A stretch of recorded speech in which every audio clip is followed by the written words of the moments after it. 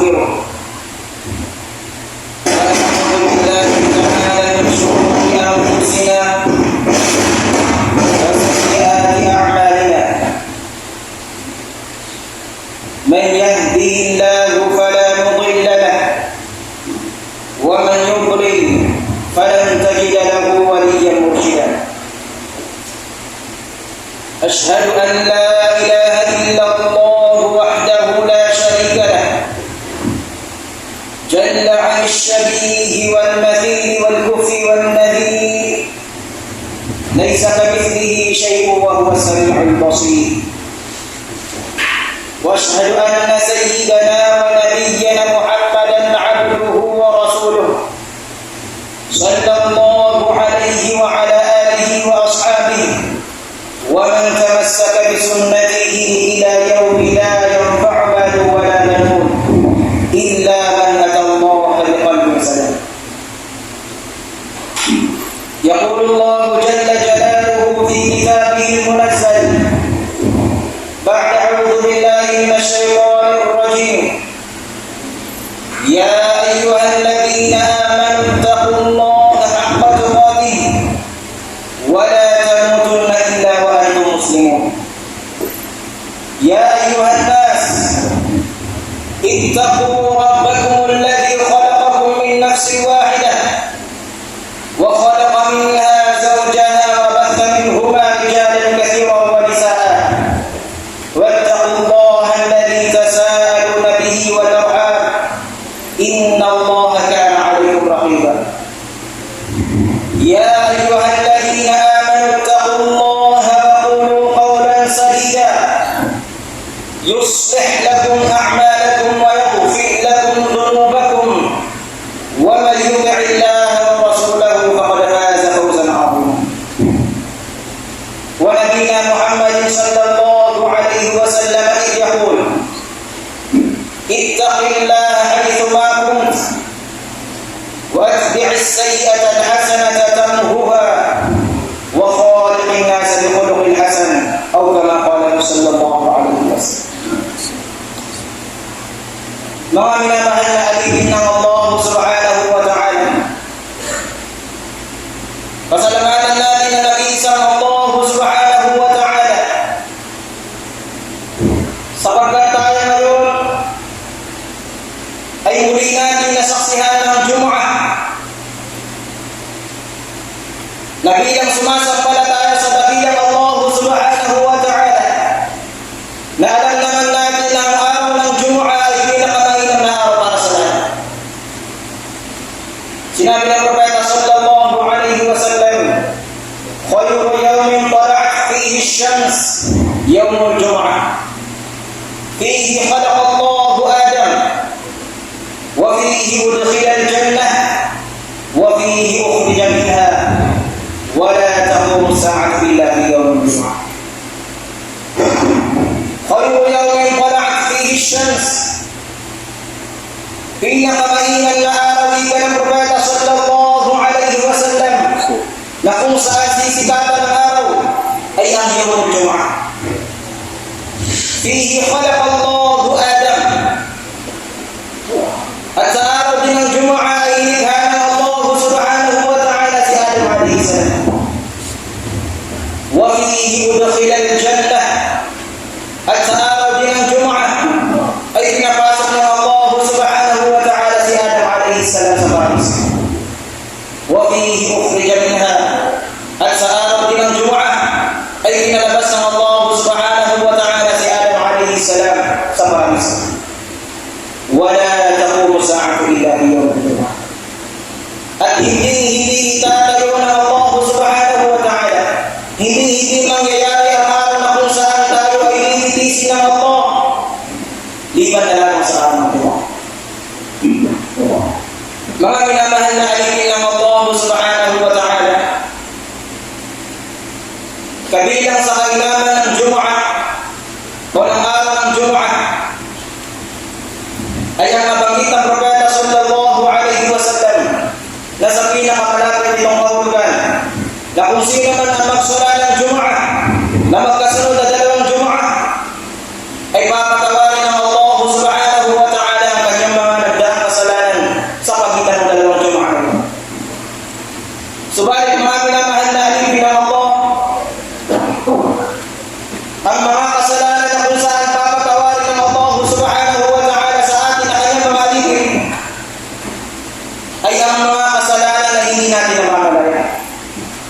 mga maliliit na kasalanan na hindi natin namamalayan. Dahil sino sa ating na sumasampalataya sa dakilang Allah subhanahu wa ta'ala na makakasigurado na siya ay hindi nagkamali sa isang araw.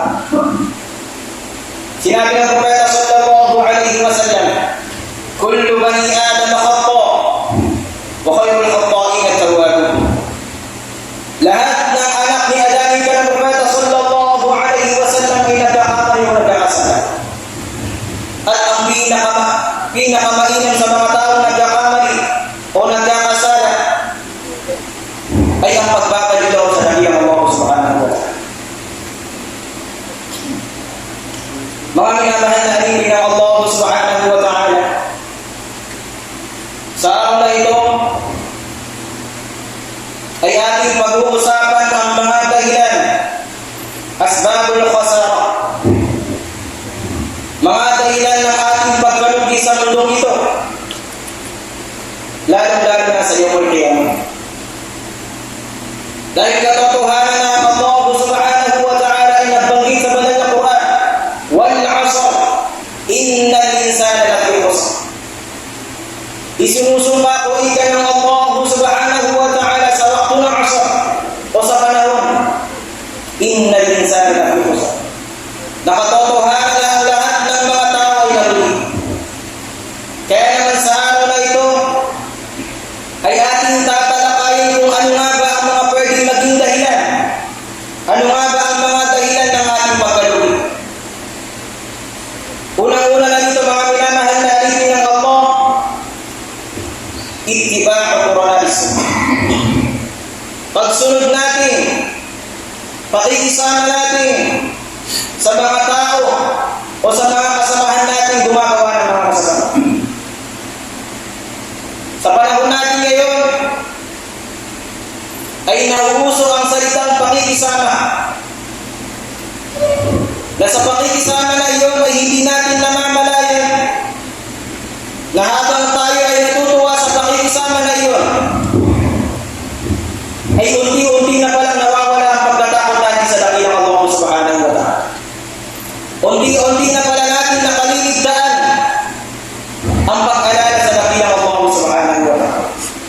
Wa qayyadna lahum qurana, sabi ng Allah subhanahu wa ta'ala. Wa qayyadna lahum qurana fazayyanu lahum ma bayna aydihim wa ma khalfahum.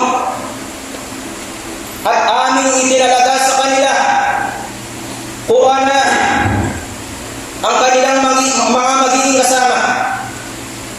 At aming itinalaga sa mga taong masasama ang kanilang mga magiging kasama mula sa mga syaitan na tao at mga jin, na kung saan gagawin nila ang mga gawaing masama na sa paningin ng iba sa atin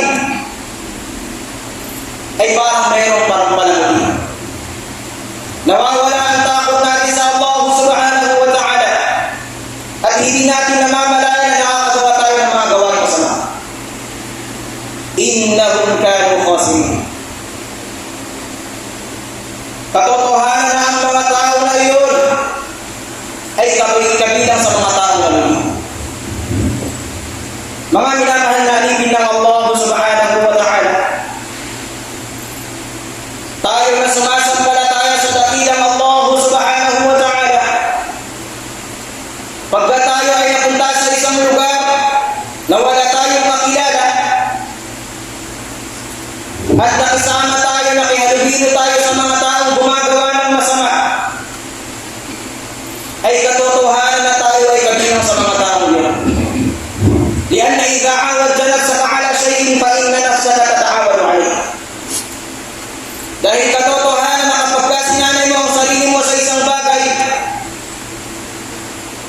ay katotohanan na ang sarili mo ay masasanay sa bagay mo.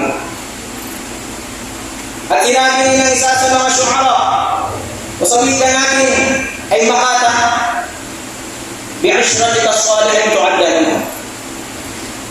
Kung ang isang mananampalataya ay sumama sa mga taong salihin, mga taong gumagawa ng mga mabubuting gawain, pagsamba sa dakilang Allah subhanahu wa ta'ala,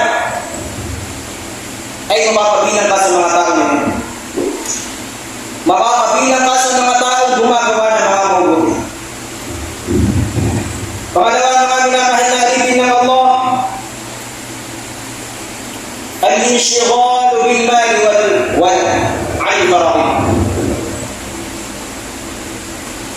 Al-inshighal bil mal wal awlad 'an al-fara'id.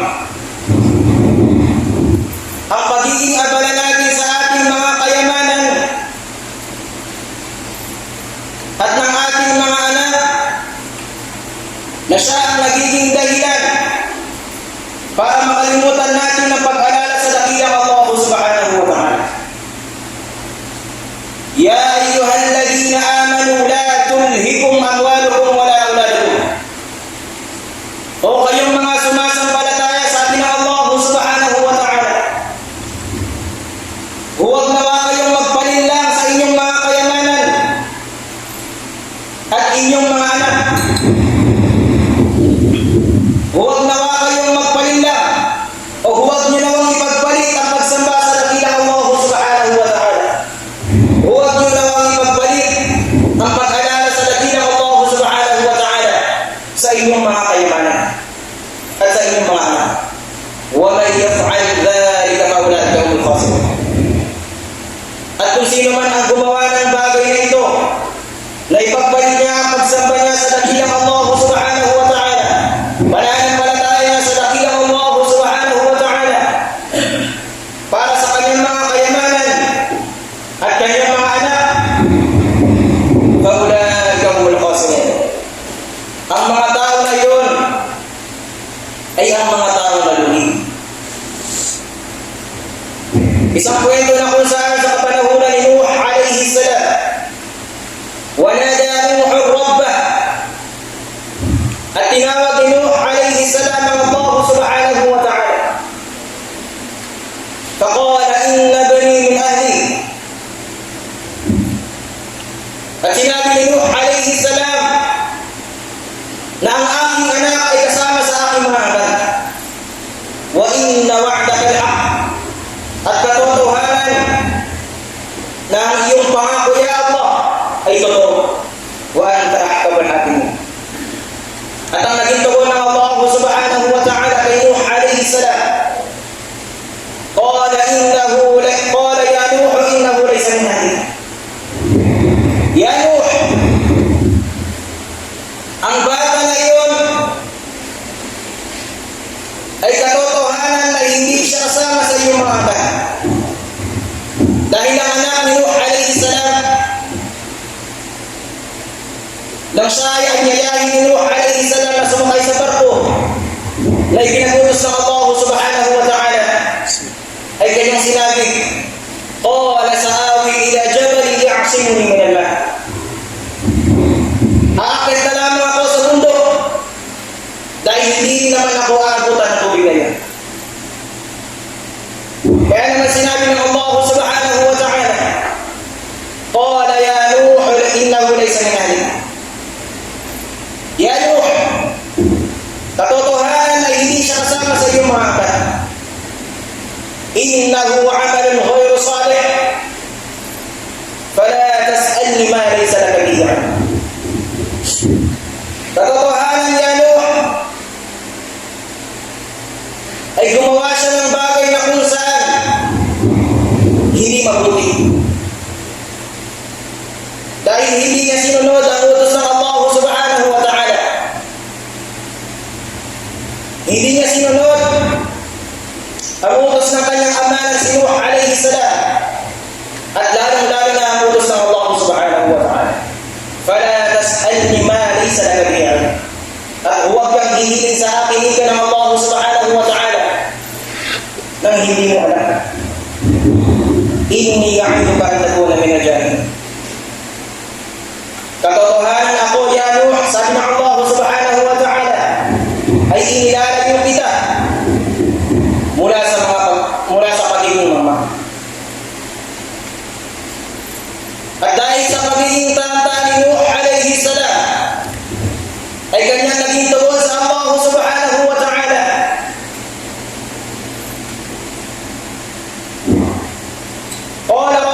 inni a'udzu bika an as'alaka ma laysa li bihi 'ilm. Ya Allah, inni a'udzu bika an as'alaka ma laysa li bihi 'ilm. Ako ay nagsusumamo sa iyo na ilayo mo nawa ako mula sa paghiling sa iyo ng mga bagay na hindi ko alam. Isa itong halimbawa, mga minamahal na alipin ng Allah, na kung saan kapag ang ating mga anak ay naging hadlang sa pagsamba natin sa dakilang Allah subhanahu wa ta'ala, ay katotohanan na hindi siya kabilang sa iyo. Kwento rin ni Luqman na nabanggit ng Allah subhanahu wa ta'ala na kung saan hindi naging hadlang sa kanyang anak at kanyang tinuruan ang kanyang anak. Sinabi ni Luqman, "Qala ya bunayya la tushrik billah." O aking pinakamamahal na anak, la tushrik billah. Huwag kang magtambal sa dakilang Allah subhanahu wa ta'ala. Inna ash-shirka la dhulmun 'adhim. Dahil katotohanan na ang pagtambal sa dakilang Allah subhanahu wa ta'ala ay pinakamalaking dhulm. Sinabi ng Allah subhanahu wa ta'ala, "Istahwadha 'alayhim ash-shaytan fa ansahum dhikrallah. Ulaika hizbu ash-shaytan. Ala inna hizba ash-shaytani humul khasirun." Istahwadha 'alayhim ash-shaytan. At nanalo mula sa kanila ang shaytan. Istahwadha 'alayhim ash-shaytan fa ansahum dhikrallah. At kanilang nakaligtaan ang pag-alala sa dakilang Allah subhanahu wa ta'ala. Ulaika hizbu ash-shaytan. Ayan ang mga parte ni shaytan. Ala inna hizba ash-shaytani humul khasirun. At katotohanan na ang mga parte, mga kasama ni shaytan ay ang mga nalugi. Pangatlo, mga minamahal na alipin ng Allah subhanahu wa ta'ala, ta'atul khasirin. Pagsunod sa mga taong nalugi. Pagsunod sa mga taong tumaliwas sa dakilang Allah subhanahu wa ta'ala. Mga taong nalugi sa mundong ito at lalong-lalo na sa yawmul qiyamah. Sinabi ng Allah subhanahu wa ta'ala, "Ya ayyuhalladhina amanu in tuti'u alladhina kafaru yaruddukum ala a'qabikum fatanqalibu khasirin." O kayong mga sumasampalataya sa dakilang Allah subhanahu wa ta'ala, kung inyong susundin ang mga taong tumaliwas sa utos ng Allah, kung inyong susundin ang mga taong pinagtaksilan ng Allah subhanahu wa ta'ala, yaruddukum ala a'qabikum, ay kanila kayong ibabalik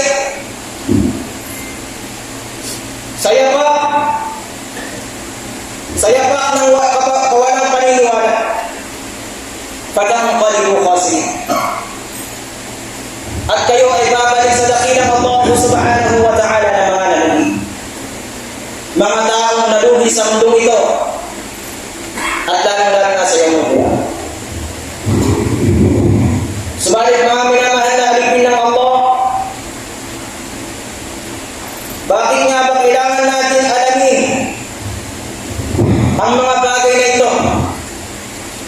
Mga bagay na kung saan nagiging dahilan ng ating pagkalugi. Lianna ma'rifata asbab al-khasara wa a'mal al-khasa'ir. Dahil katotohanan na ang pag-alam sa mga dahilan ng ating pagkalugi sa mundong ito at lalong-lalo na sa yawmul qiyamah at ang mga gawain ng mga taong nalugi. Kapag nalaman natin ang mga bagay na ito, ay siya ang magiging dahilan para iwasan natin ang mga bagay na ito. ومن أهم أسباب الخسارة التي نبهه عليها النبي صلى الله عليه وسلم ترك الصلاة أو ترك الصلوات. At ang pinaka-importante na kung saan nagiging dahilan ng ating pagkalugi sa mundong ito at lalo-lalo na sa Yawmul Qiyamah ay ang pag-iwan natin sa ating mga salawat. Dahil katotohanan, inna awwal ma yuhasab bihi al-'abdu yawm al-qiyamah as-salat.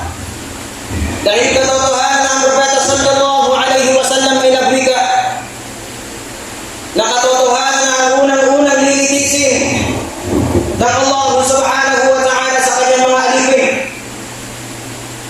ay ang mga salat. At kung sino man ang magsagawa ng salat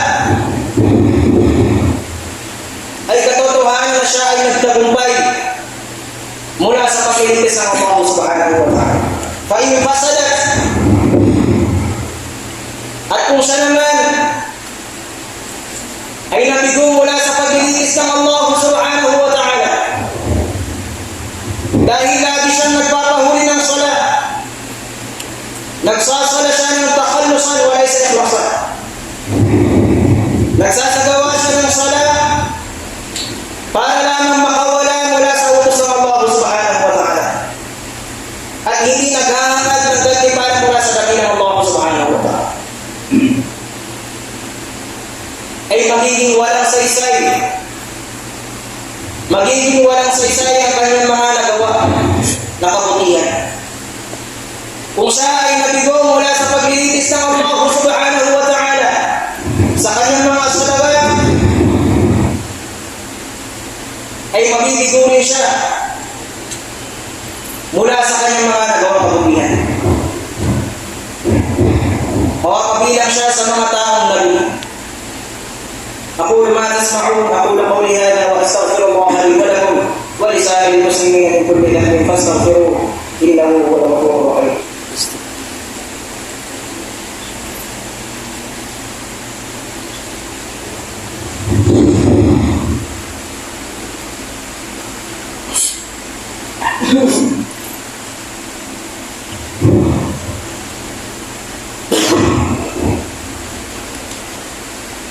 الحمد لله على إحسانه والشكر له على توفيقه وامتنانه.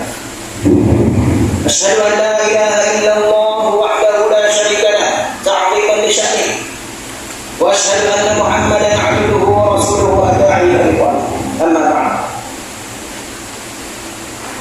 mga minamahal na alipin ng Allah subhanahu wa ta'ala, يقول الله جل جلاله في كتابه المنزل بعد أعوذ بالله من الشيطان الرجيم بسم الله الرحمن الرحيم والعصر إن الإنسان لفي خسر إلا الذين آمنوا وعملوا الصالحات وتواصوا بالحق وتواصوا بالصبر. Mga minamahal na alipin ng Allah subhanahu wa ta'ala, sa kapanahunan ni Imam Shafi'i rahimahullah, nang siya ay nasa tahanan ni Imam Malik rahimahullah, ay napag-isip-isip ni Imam Shafi'i ang aya na kung saan makakasapat sa ating mga sumasambalataya para tayo ay hindi malugi sa mundong ito at tarangan na sa ilong kaya. Sinabi ng Allah subhanahu wa ta'ala, wal 'asr, isinusumpa ko sa araw sa panahon, isinusumpa ko sa panahon sa waktu ng 'asr, innal insana lafi khusr, katotohanan na ang lahat ng mga tao ay nalugi, illa alladhina amanu, liban na lamang sa mga taong sumampalataya sa dakilang Allah subhanahu wa ta'ala. Kung tayo ay sumasampalataya sa dakilang Allah, gumagawa ng mga pagsamba sa dakilang Allah subhanahu wa ta'ala, ay hindi tayo mapapabilang sa mga taong nalugi. Illa alladhina amanu wa 'amilus salihat, gumagawa ng mga gawaing mabuti, pagtayo ng salawat,